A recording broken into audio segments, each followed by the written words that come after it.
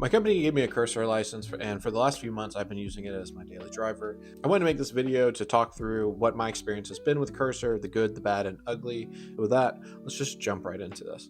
I really tried to lean into the AI approach to everything, which I had mixed results with.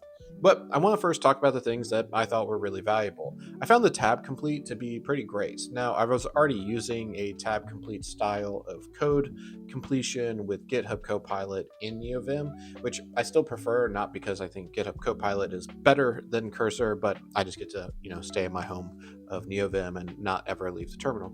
With that, though, I found the tab complete to be much more accurate, and the fact that it could jump around the file and change the variables effectively, I thought was great. I know they recently expand this so that it can do it for multiple files. I've yet to use that, but it seems like definitely a way to extend a feature I really enjoy from Cursor. Now, I did use the prompting. I did use it to ask questions about the project, but most of the time I didn't find it all that helpful, mostly because I still needed to go read the code and understand it myself. I could use it for clarifying questions, and that was really helpful overall, but I definitely don't know if it was, the game changer that I wanted. I was so used to going back and forth between a web browser asking these questions, but it was nice to have the context, and it was nice to be able to really hone in on different files. Overall, I would say that was a positive experience. It's much better to have that chat in your IDE instead of you having to jump around between a bunch of different apps. Now, I know a lot of people have been using the agentic AI, and this is where I ran into some trouble.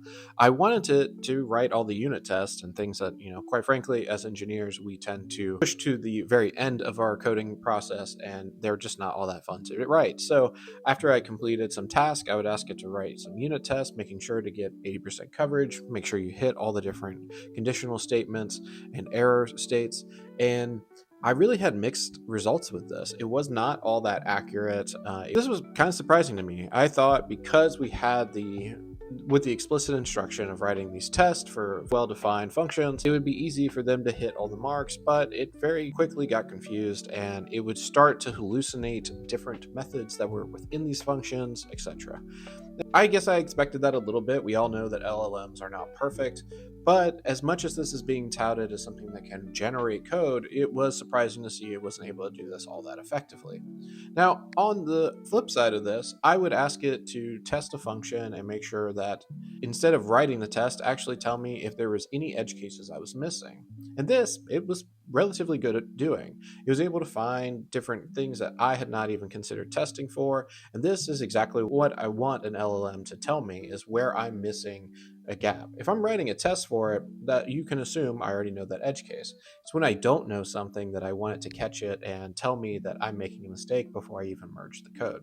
Now, in terms of vibe coding, I don't know if it's a skill issue, but considering that it's meant to allow you to not have any skills and write code, I found it to be rather reckless. It would create all kinds of different things. It duplicated a bunch of code, and it wasn't very good at following the existing patterns, which is what surprised me the most.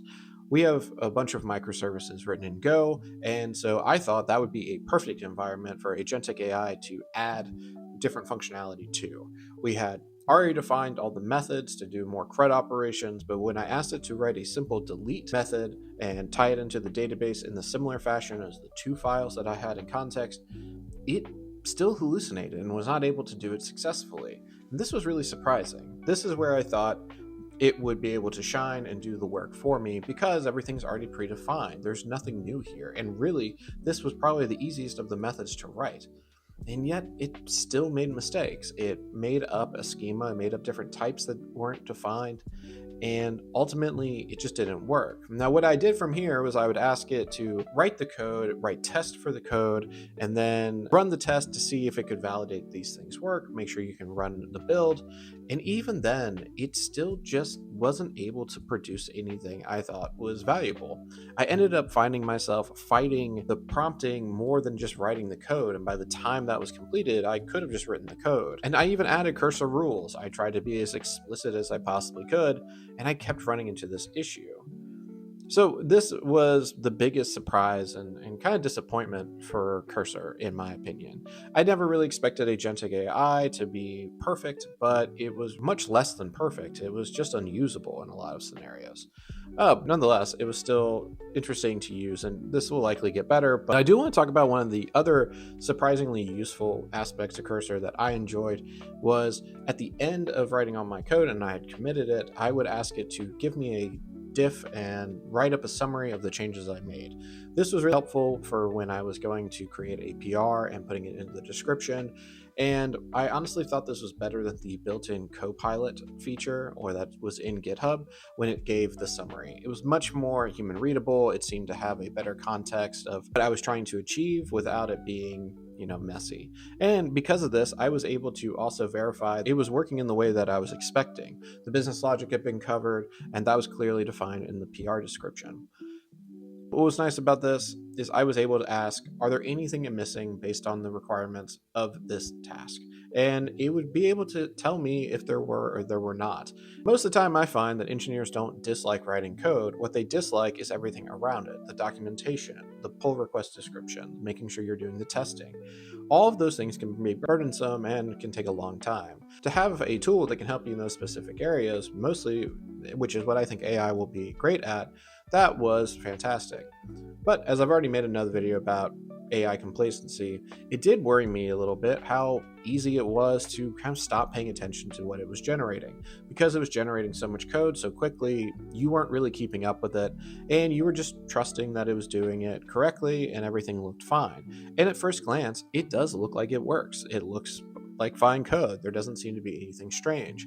But the more you started peeling this back, I would realize tiny little bugs here and there, and it ultimately made me feel like I couldn't trust any of the output.